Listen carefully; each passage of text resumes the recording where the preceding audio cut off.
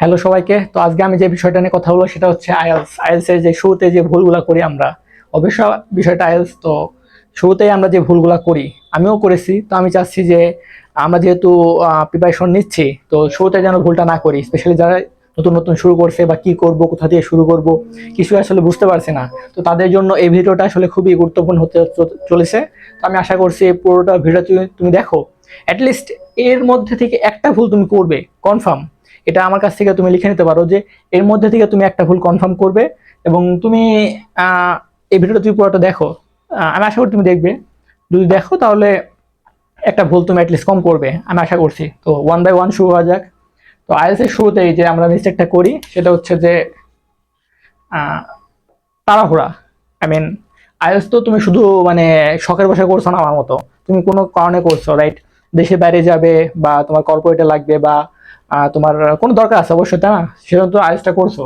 তে তো যখন শুরু করো তখন তুমি হুট করে আসলে পড়ে যাও মানে সাগরের মধ্যে, যে তুমি এখন আইএলটিএস প্রিপারেশন নিবে না বাইরে যাওয়ার বিভিন্ন বিষয় তুমি দেখাশোনা করবে, মানে তুমি আসলে মানে বুঝে উঠতে পারো না যে করবে কি।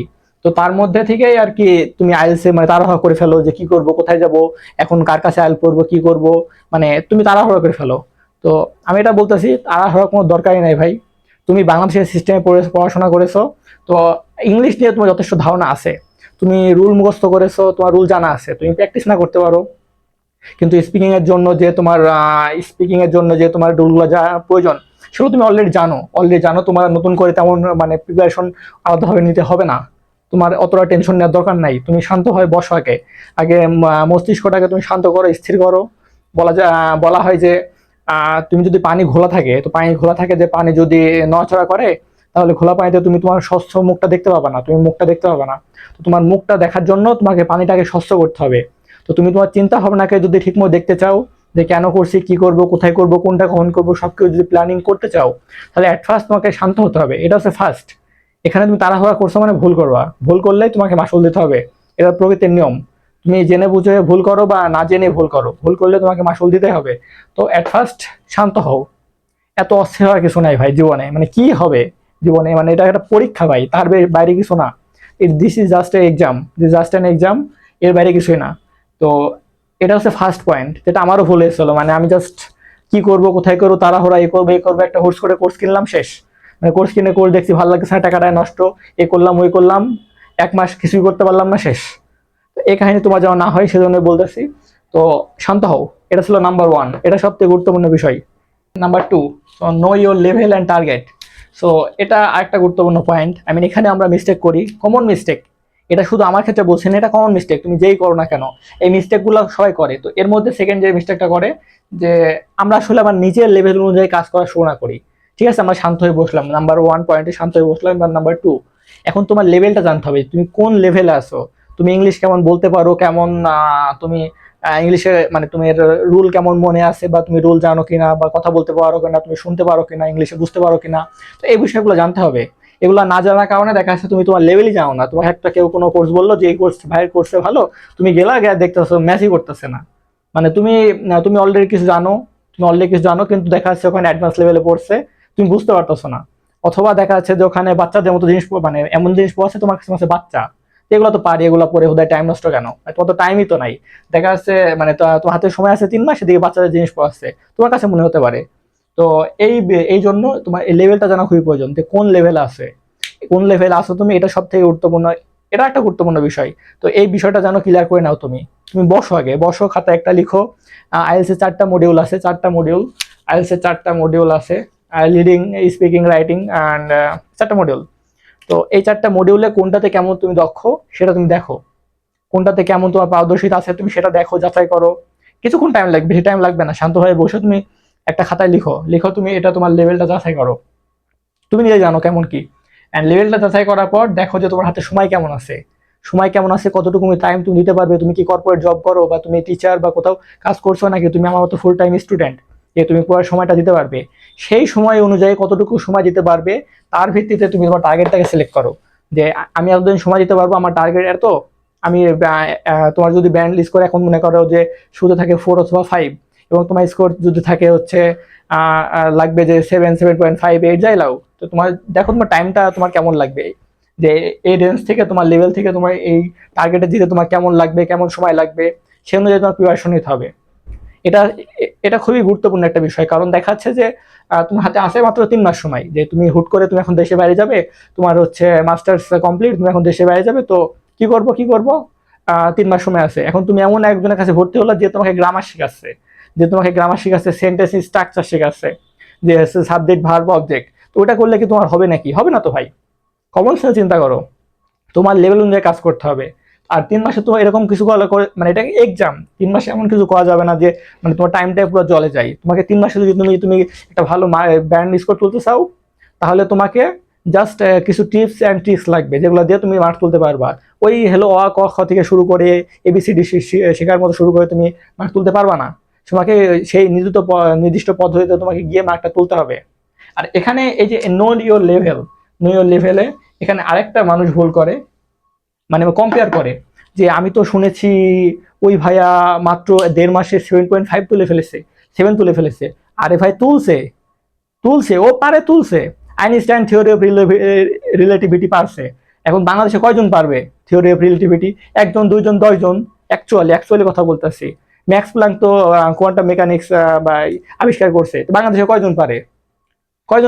একজন, 2 3জন টিচার পাবে না যে তোমাকে অ্যাকচুয়ালি এই বিষয়ে ভালো গবেষণামূলক তোমাকে কোনো বিষয়ে হেল্প করতে পারবে, নাই। তো যে পারে, তুমি তো পারো না, তাই না? আমি পারলে তো মানে এখানে খুদাই মানে মানে বসে তো টাইম ওয়েস্ট করতাম না, তাই না? পারি না বলে তো শিখছি। মানে আমার কাছে যদি টাকা থাকতো, তাহলে আমি টাকা ইনকাম করার জন্য যেতাম না, আমি তো অন্য কাজ করতাম, টাকা খরচ করতাম। টাকা নাই দেখে তো টাকার আমি ইনকাম করতেছি, তাই না? আমরা ইনকাম করি আর কি, যার যেটা নাই সেটাই তো চাই, তাই না? তো এই বিষয়টা এরকম, যে কার কে কোন লেভেলে কে কি কাজ করতে, সেটা জেনে তোমার লাভ নাই। তুমি কোন লেভেল আছো সেটা দেখো, তুমি সে অনুযায়ী তোমার কাজ করতে হবে। এটা কিন্তু খুবই গুরুত্বপূর্ণ বিষয়। তো এই যে প্রথম আর দ্বিতীয় দুই শেষ হয়, তারপরে এবার আসবা 3 নম্বর পয়েন্ট। এটা হচ্ছে পারফেক্ট টিচার ফর ইউ।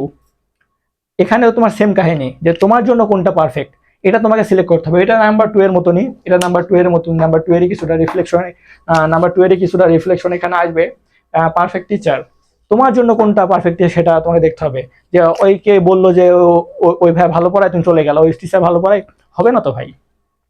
দেখো তোমার টাইম কতটুকু আছে, সে তোমার কেমন পড়াচ্ছে, তোমার যে প্রিপারেশনটা তুমি প্রিপারেশন নিবে, তোমার সময় কেমন, সেই সময় তোমার শিডিউল ম্যাচ করতেছে কিনা, বা যে ভাইয়া যেভাবে পড়াচ্ছে তোমার ভালো লাগতেছে কিনা, দেখো তুমি সবকিছু বসে দেখো। আর এই জাতামাতা যার কাছে পড়লে হবে না ভাই। মানে এখন তো মানে ইউটিউবে সরাসরি যার কাছে যাবা দেখবা এই শিখাচ্ছে ওই শিখাচ্ছে, মানে মানে জাস্ট কোর্স খুলে বসে পড়ছে এরকম টাইপের, মানে কোনো নাই। তুমি যদি একটু দেখতে বুঝতে পারবা যে কাহিনী কি। মানে এরা এরা ইংলিশে কথা বলতে পারে না হয়তোবা, এরা দেখা যাচ্ছে যে মনে করো যে কোনো রকম ইংলিশে জাস্ট একটা আইএলটিএস পরীক্ষা দিছে, জাস্ট পড়ানো শুরু করছে। এর খারাপ কিছু না, তারা যেটুকু শিখছে তারা শিখাচ্ছে, কিন্তু তোমার সাথে তো মিলতে হবে বিষয়টা, তাই না? তোমার সাথে বিষয়টা মিলে, আমি খারাপ বলতেছি না। এখন তুমি যদি বলো যে ভাই তুই তো বেটা, মানে তুই তো বেটা হলো আইএলটিএস পরীক্ষা দিস নাই, আরে ভাই আমি তো তোমাকে শিখাচ্ছি না, আমি যে ভুলগুলো করছি সেগুলো জানাচ্ছি, যেন তুমি ভুলগুলো না করো। এখানে কেউ কাউকে শিখাচ্ছে না। এখানে আমার জার্নিটা আমি তুলে ধরার চেষ্টা করছি, যেন তুমি ভুলগুলো না করো। তুমিও স্টুডেন্ট, আমিও স্টুডেন্ট, এখানে কেউ কাউকে শেখাচ্ছে না, ঠিক আছে?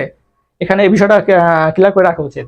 তো পারফেক্ট টিচার ফর ইউ, তুমি দেখো যে কোন টিচারের পড়া তুমি বুঝতে পারছো, কোন টিচারের পড়া তুমি বুঝতে পারতেছো না, এটা খুবই গুরুত্বপূর্ণ। তুমি জাস্ট 10,000 টাকা দিয়ে ভর্তি হলা, 5,000 টাকা দিয়ে ভর্তি হলা, দেখা যাচ্ছে যে ভর্তি হয়ে ক্লাস করার পর 2টা ক্লাস করা ভালো লাগতেছে না। স্যার ক্লাস নেয় 2 ঘন্টা ধরে, ওই এবিসিডি থেকে শুরু করে পড়ায়। তোমার হাতে সময় আছে 3 মাস, তুমি জব করো, তুমি পিএইচডি করতে যাবা, তুমি মাস্টার শেষ করে পিএইচডি করতে যাবা, তো বাইরে তোমার একটা মিনিমাম স্কোর 6-7 দরকার। তো ওই ক্ষেত্রে তোমার ওই এবিসিডি থেকে শুরু করার মতো করলে তো হবে না ভাই। দেখো তোমার লেভেলটা যাচাই করে পারফেক্ট টিচারটা সিলেক্ট করো। দেখো কার অভিজ্ঞতা আছে, তোমার খালি অভিজ্ঞতা থাকলে হবে না, দেখো তুমি বুঝতে পারো কিনা। এটা সবথেকে গুরুত্বপূর্ণ বিষয়, তুমি বুঝতে পারো কিনা, তাহলেই হবে। ঠিক আছে? তো এই 3টা বিষয় ছিল। আমি আশা করছি যদি আহ এই মিস্টেকগুলো আমিও করেছিলাম, স্পেশালি আমি মিস্টেক করেছিলাম নাম্বার 1 অ্যান্ড নাম্বার 3-তে। এই 3টা মিস্টেক আমি করেছিলাম। আমার লেভেল সম্পর্কে আমি মোটামুটি জানি, আমি জানি। আমি ইংলিশে কথা বলতে পারি বা ভালো লিখতেও পারি, মিনিং যথেষ্ট আমার লেভেল সম্পর্কে জানি।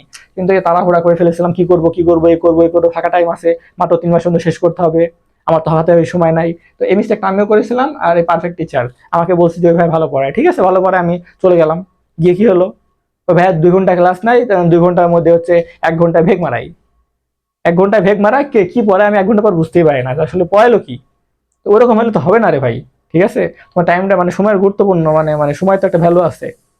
তো এই 3টা মিস্টেকের মধ্যে আমি আশা করি তুমি একটা পড়বা, ফাঁদে পড়বা। মানে মানে মানে যে রাস্তা দিয়ে আমি হাঁটছি, আমি তো জানি যে আমার মতো যে ওই রাস্তা দিয়ে হাঁটবে সে কোন জায়গায় ভুলটা করবে। তো আশা করছি এর মধ্যে অ্যাটলিস্ট একটা ভুল তোমার সাথে মিলবে এবং তুমি ঠিক করতে পারবে।